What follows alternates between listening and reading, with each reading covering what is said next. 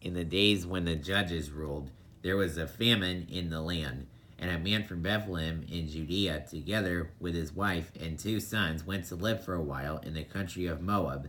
The man's name was Elimelech, his wife's name Naomi, and the names of his 2 sons were Mahlon and Chilion. They were Ephrathites from Bethlehem, Judea, and they went to Moab and lived there. Now Elimelech, Naomi's husband, died, and she was left with her 2 sons. They married Moabite women, one named Orpah and the other Ruth.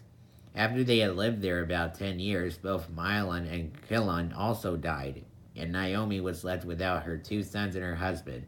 When she heard in Moab that the Lord had come to the aid of his people by providing food for them, Naomi and her daughters-in-law prepared to return home from there. With her 2 daughters-in-law, she left the place where she had been living and set out on the road that would take them back to the land of Judea. Then Naomi said to her 2 daughters-in-law, "Go back, each of you, to your mother's home. May the Lord show kindness to you, as you have shown to your dead and to me. May the Lord grant that each of you will find rest in the home of another husband." Then she kissed them, and they wept aloud and said to her, "We will go back with you to your people." But Naomi said, "Return home, my daughters. Why would you come with me? Am I going to have any more sons who could become your husbands? Return home, my daughters. I am too old to have another husband. Even if I thought there was still hope for me, even if I had a husband tonight and then give birth to sons, would you wait until they grew up?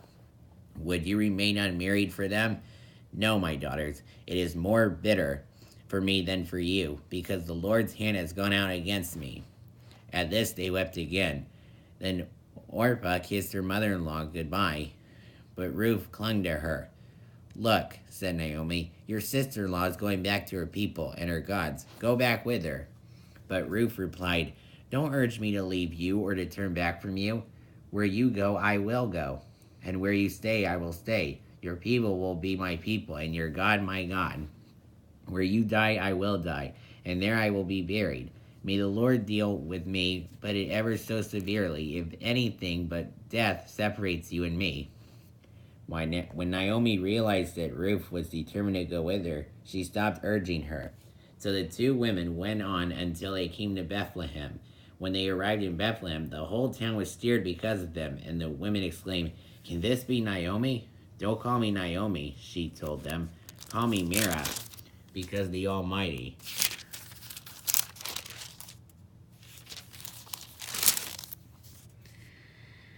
has made my life very bitter. I went away full, but the Lord has brought me back empty. Why call me Naomi? The Lord has afflicted me. The Almighty has brought misfortune upon me."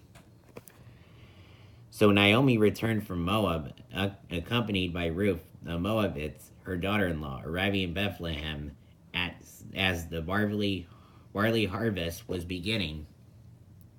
Now Naomi had a relative on her husband's side from the clan of Elimelech, the man of standing, whose name was Boaz. And Ruth the Moabitess said to Naomi, "Let me go to the fields and pick up the leftover grain behind anyone in whose eyes I find favor." Naomi said to her, "Go ahead, my daughter." So she went out and began to glean in the fields behind the harvesters. As it turned out, she found herself working in a field belonging to Boaz, who was from the clan of Elimelech. Just then Boaz arrived from Bethlehem and greeted the harvesters. "The Lord be with you." "The Lord bless you," they called back. Boaz asked the foreman of the harvesters, "Whose young woman is that?" The foreman replied, "She is the Moabitess who came back from Moab with Naomi. She said, 'Please let me glean and gather among the sheaves behind the harvesters.' She went into the field and has worked steadily from morning till now, except for a short rest in the shelter." So Boaz said to Ruth, "My daughter, listen to me. Don't go and glean in another field, and don't go away from here. Stay here with my servant girls. Watch the field where the men are harvesting, and follow along after the girls. I have told the men not to touch you. And whenever you are thirsty, go and get a drink from the water jars the men have filled." At this she bowed down with her face to the ground. She exclaimed, "Why have I found such favor in your eyes that you notice me, a foreigner?" Boaz replied, I've been told all about what you have done for your mother-in-law since the death of your husband, how you left your father and mother and your homeland and came to live with a people you did not know before. May the Lord repay you for what you have done. May you be richly rewarded by the Lord, the God of Israel, under whose wings you have come to take refuge. May I continue to find favor in your eyes, my Lord, she said. You have given me comfort and have spoken kindly to your servant, though I do not have the standing of one of your servant girls. At mealtime, Boaz said to her, Come over here, have some bread and dip it in the wine vinegar. When she sat down with the harvesters, he offered her some roasted grain. She ate all she wanted and had some left over. As she got up to glean, Boaz gave orders to his men. Even if she gathers among the sheaves, don't embarrass her. Rather, pull out some stalks for her from the bundles and leave them for her to pick up, and don't rebuke her. So Ruth gleaned in the field until evening. Then she threshed the barley she had gathered, and it amounted to about an ephah. She carried it back to town, and her mother-in-law saw how much she had gathered. Ruth also brought out and gave her what she had left over after she had eaten enough. Her mother-in-law asked her, Where did you glean today? Where did you work? Blessed be the man who took notice of you. Then Ruth told her mother-in-law about the one of whose place she had been working. The name of the man I work with today is Boaz, she said. The Lord bless him, Naomi said to her daughter-in-law. He has not stopped showing his kindness to the living and the dead, she added. That man is our close relative. He is one of our kinsmen redeemers.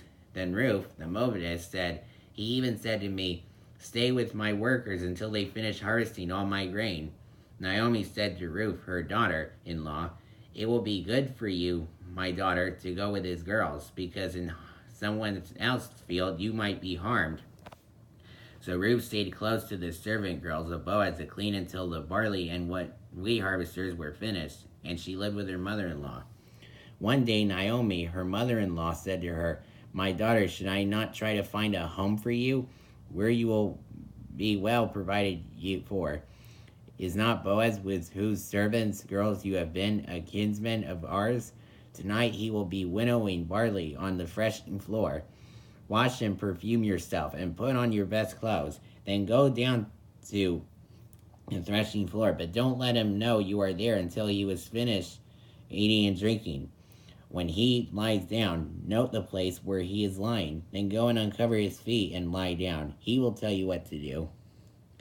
I will do whatever you say, Ruth answered.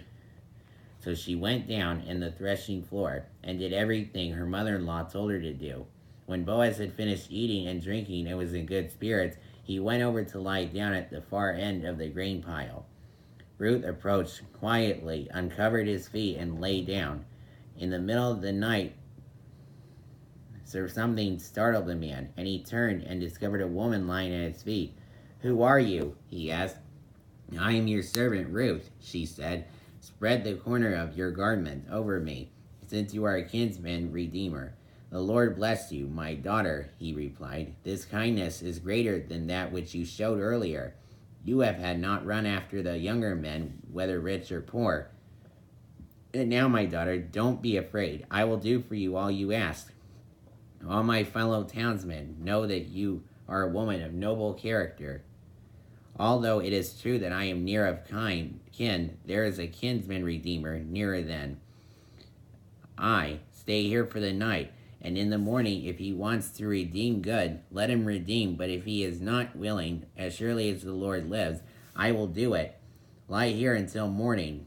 So she lay at his feet until morning, but got up before anyone could be recognized. And he said, Don't let it be known that a woman came to the threshing floor. He also said, Bring me the straw you are wearing, and hold it out. When she did so, he poured into it 6 measures of barley and put it on her. Then he went back to town. When Ruth came to her mother-in-law, Naomi asked, How did it go, my daughter? Then she told her everything Boaz had done for her and added, He gave me those 6 measures of barley, saying, Don't go back to your mother-in-law empty-handed. Then Naomi said, Wait, my daughter, until you find out what happens, for the man will not rest until the matter is settled today.